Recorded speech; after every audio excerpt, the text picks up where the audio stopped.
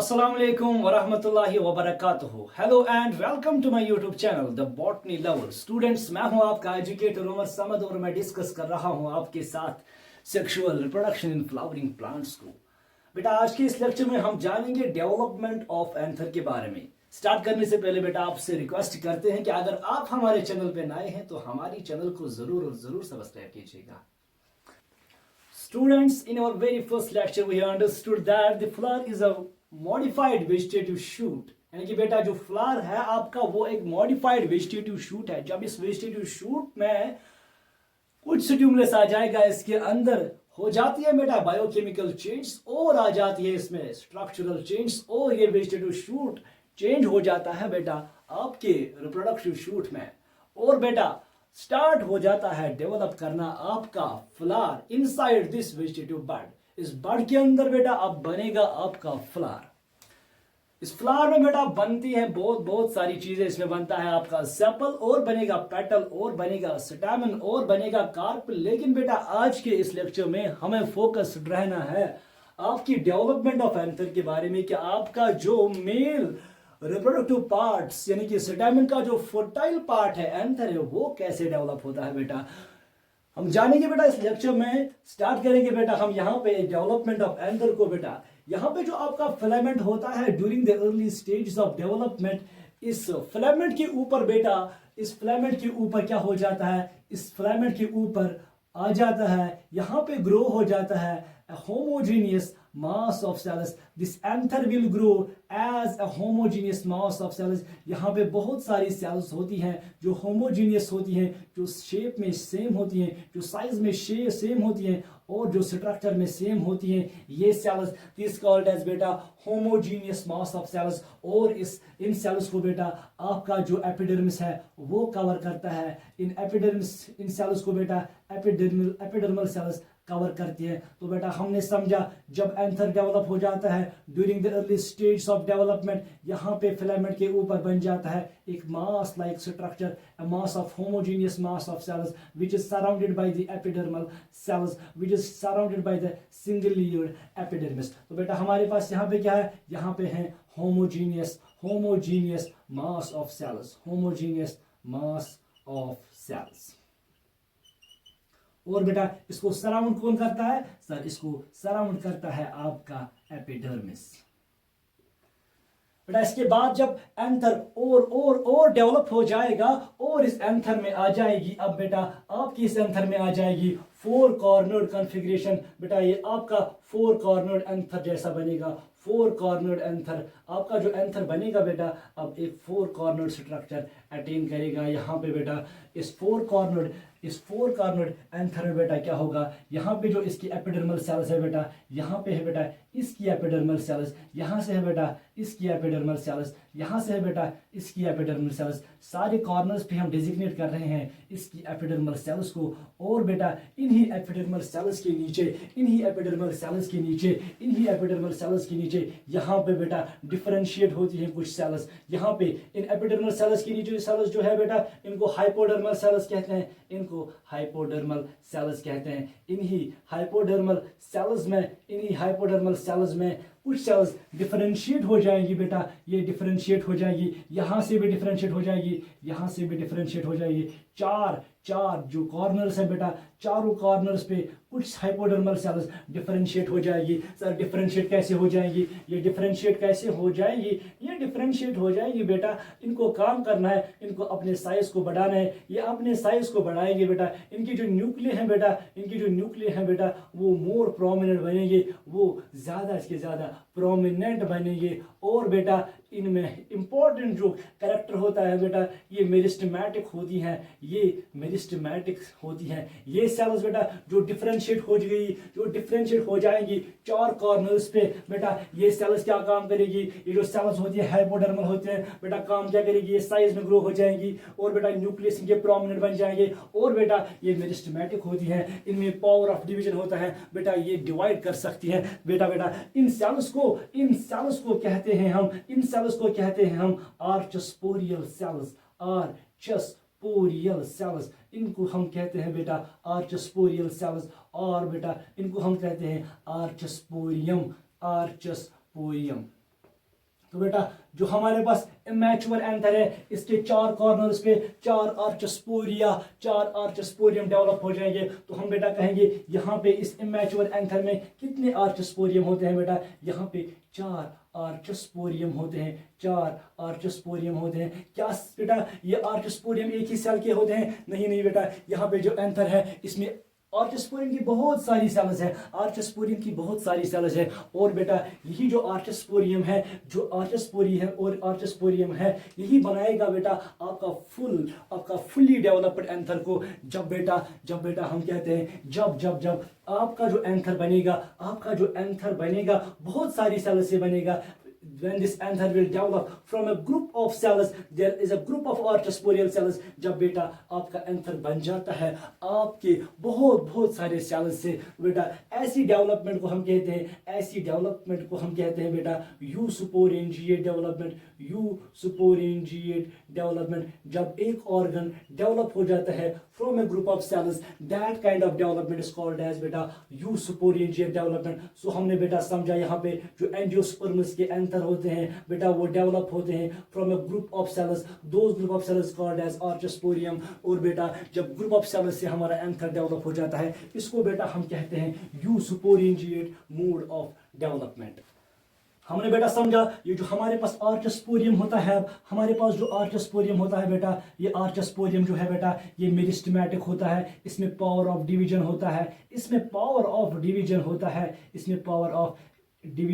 होता है, ये डिवाइड करने की कैपेबिलिटी रखता है बेटा। ये सेल्स जो है बेटा 4 कॉर्नर्स पे, यहाँ पे एक का लेयर है, यहाँ पे एक लेयर है, यहाँ पे एक लेयर है, यहाँ पे एक लेयर है। बेटा ये सेल्स काम करेगी या बेटा ये डिवाइड करेगी। ये आर्चस्पोरिया की जो सेल्स है ये बेटा डिवाइड करेगी। डिवाइड कैसे करेगी बेटा, ये डिवाइड करती है पेरिक्लाइनली। बेटा ये डिवाइड करती है पेरिक्लाइनली, यानी कि बेटा ये डिवाइड करती है पैरेलल टू सेल सरफेस बेटा ऐसे डिवाइड करेगी। कुछ सेल्स अंदर की ओर छोड़ेगी बेटा, कुछ सेल्स बाहर की ओर कट करेगी बेटा। और यहाँ पे बेटा जब ये आर्चस्पोरियम की सेल्स डिवाइड करेगी, यहाँ पे बेटा बनते हैं 2 टाइप्स ऑफ सेल लेयर्स। एक बनती है बेटा इनर साइड में, दूसरी बनती है बेटा आउटर साइड में, एपिडर्मिस की ओर बनती है दूसरी। और बेटा जो आउटर सेल्स बनती है, आउटर लेयर बनती है बेटा, इसको हम आउटर पैराइटल लेयर बोलते हैं। और बेटा जो सेल लेयर अंदर की ओर बनती है इसको हम बेटा कहते हैं इनर सुपोरोजीनियस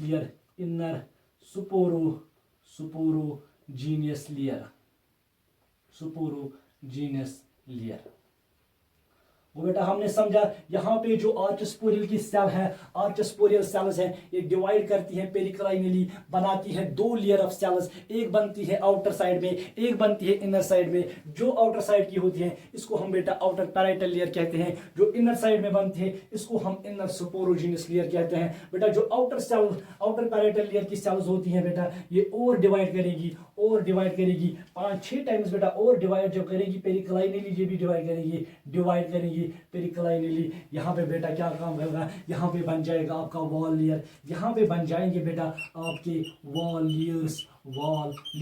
इन वॉल लेयर्स में बेटा कौन कौन सा वॉल बनेगा आपका, एक बनेगा बेटा आपका एंडोथीशियम, और बनेगा बेटा आपके मिडल लेयर्स, और बनेगी बेटा आपका टैपेटम। इंपॉर्टेंट लेयर जो है, न्यूट्रिटिव लेयर जो है बेटा टैपेटम। जब पैरेटल लेयर्स डिवाइड करेगी बहुत टाइम्स तो बेटा यहाँ पे बन जाएगी आपके एंथर की वॉल लेयर, जहाँ पे बेटा एंडोथीशियम आता है, मिडल लेयर आता है, और आता है आपका टैपेटम। वो बेटा हम कहेंगे जो हमारे पास एंडोथीशियम है, मिडल लेयर है और टैपेटम है बेटा, इनका ऑरिजिन असल में बेटा अगर हम इनका ऑरिजिन देखेंगे तो आर्चस्पोरियल सेल से होता है। तो हम बेटा इनका कहते हैं, इनका जो ऑरिजिन होता है ये आर्चस्पोरियल होता है, इनका ऑरिजिन होता है आर्चस्पोरियल। लेकिन बेटा जब हम एपिडर्मिस को देखते हैं यहाँ पे एपिडर्मिस को देखते हैं, ये पहले ही बना हुआ होता है। तो बेटा ये एपिडर्मिस जो है ये आर्चस्पोरियम से डिराइव नहीं होती है, ये आर्चस्पोरियल सेल से नहीं बनते। तो बेटा इसको हम कहते हैं ये नॉन आर्चस्पोरियल है ऑरिजिन में, इसका आर्चस्पोरियल सेल से ऑरिजिन नहीं है, ये नॉन आर्चस्पोरियल ऑरिजिन की लेयर है। वॉल लेयर्स में बेटा हमने 2 टाइप्स ऑफ ऑरिजिन देखे, एक देखा नॉन आर्चस्पोरियल ऑरिजिन जहाँ पे एपिडर्मिस होती है, और बेटा 3 लेयर्स ऐसी हैं बेटा, यानी कि बेटा आपका जो एंडोथीशियम है, मिडल लेयर है, और आपका जो टैपेटम है वो डेवलप होती है, वो डिराइव होती है आपके आर्चोस्पोरियम से। इसीलिए हम कहते हैं इनका जो ऑरिजिन है वो आर्किस्पोरियल है। इसके बाद जो बेटा है आपका जो इनर स्पोरोजेनस लेयर है, इनर स्पोरोजेनस लेयर में क्या होगा बेटा, यहाँ पे फिर से डिवाइड करेगी, ये माइटोसिस से डिवाइड करेगी और सेल्स ऐड करेगी और सेल्स ऐड करेगी और इनर साइड की ओर ये बनाएगी बेटा आपका स्पोरोजीनस टिश्यू, स्पोरोजीनस टिश्यू आपका बन जाएगा यहाँ पे अंदर की ओर, अंदर की बाहर की ओर बेटा सेल लेयर्स बनेगी, हम कहेंगे बेटा अंदर की ओर बनेगी आपका यहाँ पे स्पोरोजिनस टिश्यू बनेगा आपके अंदर की ओर, सारे जगहों पे, सारे कॉर्नर्स पे बनेंगे यहाँ पे स्पोरोजिनस टिश्यूज।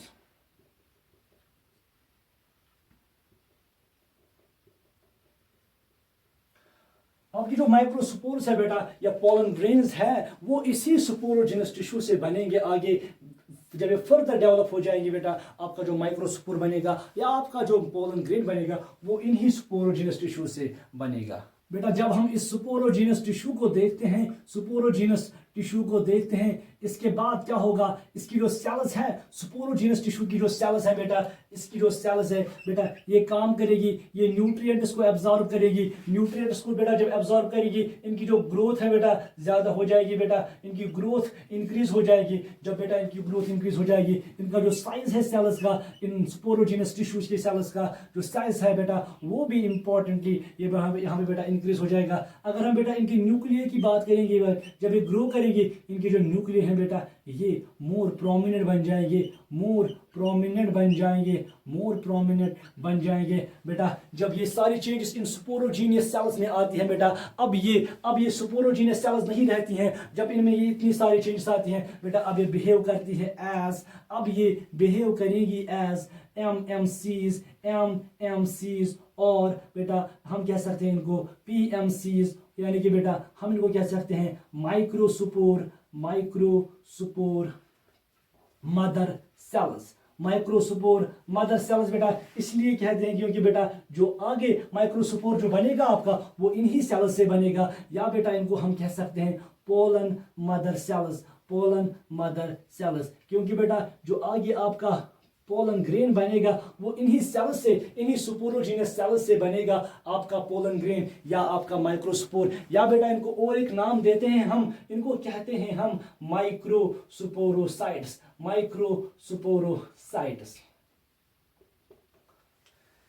इसके बाद बेटा हम देखेंगे हमारे पास जो एंथर डेवलप हो रहा है, यहाँ पे बहुत सारी माइक्रोस्पोरोसाइट्स आपको देखने को मिलेगी, यहाँ पे बहुत सारी पीएमसीज या आप कहेंगी एमएमसीज, यानी कि बेटा माइक्रोस्पोर मदर सेल्स आपको देखने को मिलेगी।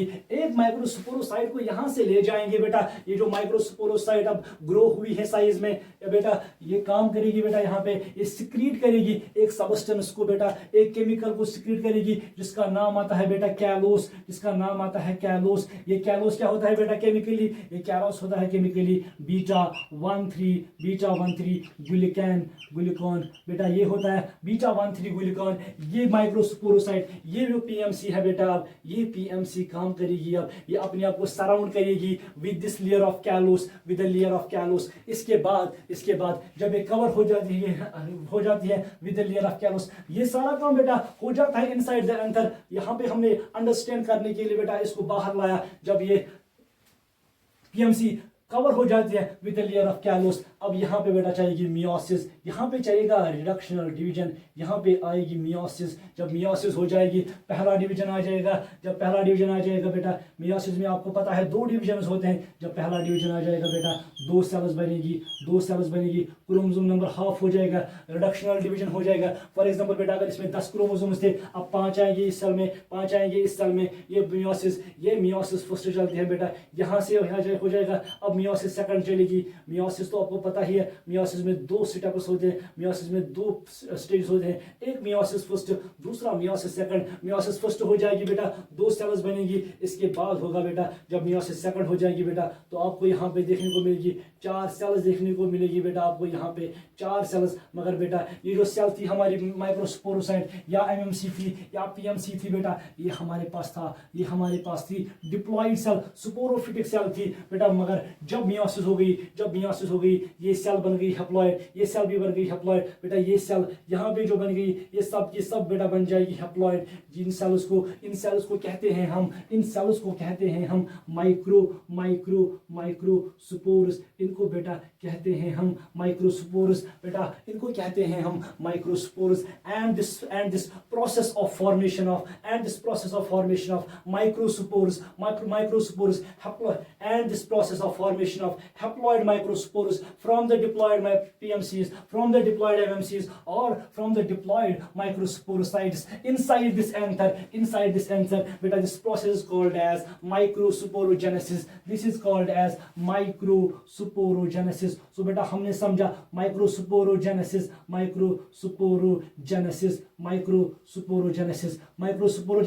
is a process of formation of haploid microspores from the diploid PMCs or from the diploid MMCs or from the diploid microspore mother cells inside the anther of an angiospermic plant. बेटा आपके पास जो ये 4 microspores develop हो गए from diploid PMC और from diploid microspore mother cell और from diploid microsporocyte, बेटा ये ग्रुप्स में रहते हैं, 4 के ग्रुप्स में रहते हैं। इनको सराउंड करता है एक कैलोस वॉल, और ये 4 के ग्रुप्स को हम बेटा कहते हैं टेट्राड्स। बेटा इनको कहते हैं हम टेट्राड्स। और इन बेटा टेट्राड्स का जो अरेंजमेंट होता है, इनका जो अरेंजमेंट होता है डिफरेंट एंजियोस्पर्म्स में, ये आपको डिफरेंट देखने को मिलेगा। एंजियोस्पर्म प्लांट्स को जब आप देखोगे, जब आप एंजियोस्पर्म प्लांट्स को ऑब्जर्व करोगे, यहाँ पर बेटा आपको 5 टाइप्स के टेट्राड्स देखने को मिलेंगे। इन टेट्राड्स की जो शेप होती है, अरेंजमेंट होता है, यहाँ पे बेटा आपको 5 देखने को मिलेंगे। नंबर फर्स्ट बेटा यहाँ पे देखने को मिलेगा आपको टेट्राहेड्रल अरेंजमेंट ऑफ माइक्रोस्पोर्स, जहां पे बेटा क्या होता है, यहाँ पे होता है बेटा आपका ऐसा अरेंजमेंट, यहाँ पे बेटा होता है आपका अरेंजमेंट ऐसा कुछ। यहाँ से बेटा एक माइक्रोस्पोर यहाँ पे है, दूसरा माइक्रोस्पोर यहाँ पे है, तीसरा माइक्रोस्पोर यहाँ पे है, और चौथा माइक्रोस्पोर बेटा आपके बोर्ड के पीछे बेटा यानी कि आउट ऑफ प्लेन है चौथा माइक्रोस्पोर। इस वाले अरेंजमेंट ऑफ टेट्राड को कहते हैं बेटा टेट्राहेड्रल। बेटा आपको देखने को मिलेगा ये tetrahedral arrangement in case of dicots, इसके बाद जो बेटा है दूसरा आपका अरेंजमेंट वो है आपका इंपॉर्टेंट, इसको बोलते हैं बेटा आइसोबाइलेटरल।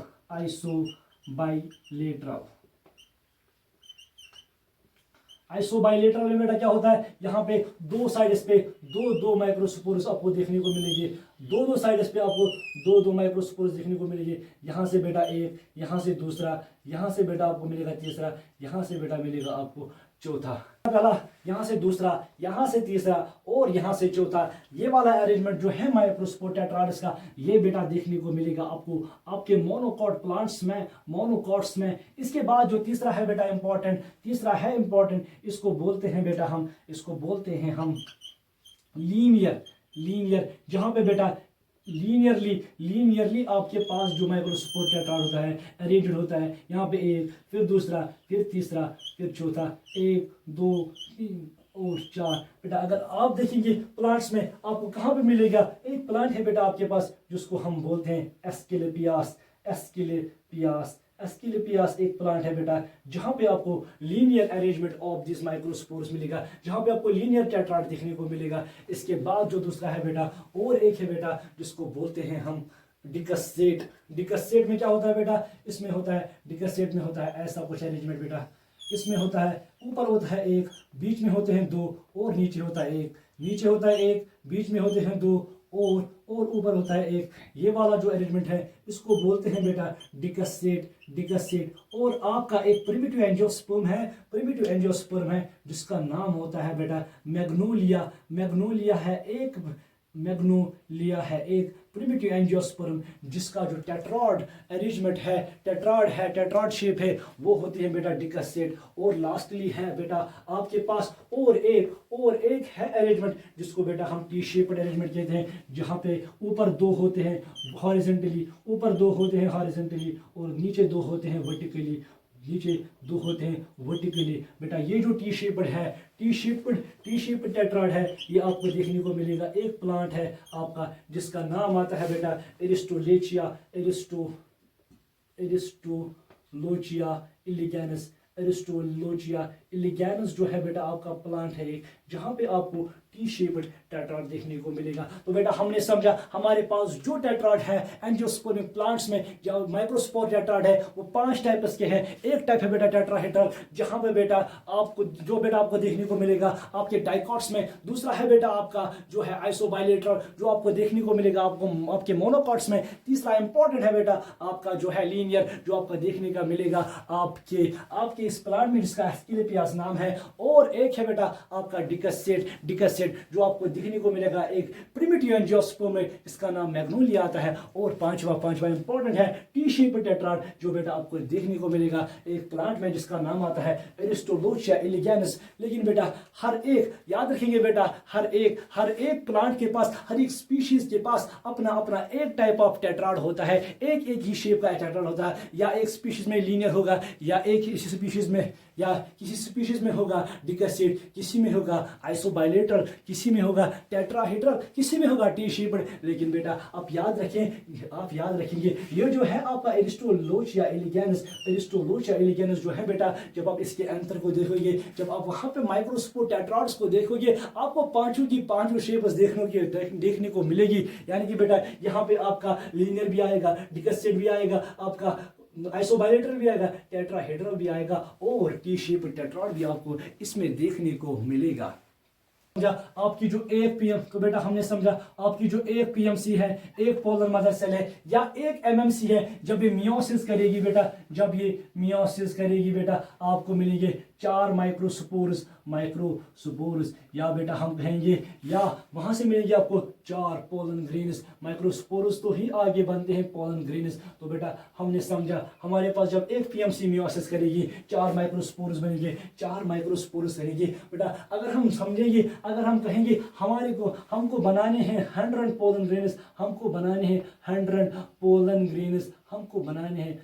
पोलन ग्रेन्स, कितने पीएमसीज चाहिए हमको, कितने मियोसिस करने हैं हमको बेटा। हम कहेंगे एक पोलन ग्रेन, हम कहेंगे बेटा एक मियोसिस से बनते हैं 4 पोलन ग्रेन्स। तो बेटा हम कहेंगे हमारे को कितने पीएमसी जरूरत है, हमें कितने मियोसिस जरूरत है, हमें 100/4 जरूरत लगेगी। तो हमारे पास आएगा जो आंसर आएगा 25। यानी कि बेटा आपको 25 पीएमसी जरूरत है, आपको 25 मियोसिस की जरूरत है, तो आपको मिलेगी 100 पोलन ग्रेन्स या 100 माइक्रोस्पोर्स। और उसके बाद बेटा जब ये टेट्राड्स में माइक्रोस्पोर्स होते हैं, फॉर एग्जांपल यहाँ पे मैंने लिया लीनियर वाला केस, जब ये यहाँ पे क्या होगा, इसके बाद जो आपकी टैपेटम है, उसके बाद जो आपका टैपेटम करेगा सिक्रीट एक एंजाइम को, जिसका नाम है कैलेस जिसका नाम है, ये कैलेस आ जाएगा, और इसका जो कैलोस लेयर है, इस कैलोस को यहाँ पे बेटा डिग्रेड करेगा, खत्म करेगा। जब ये डिग्रेड करेगा इसको, और यहाँ पे डिहाइड्रेशन हो जाएगी,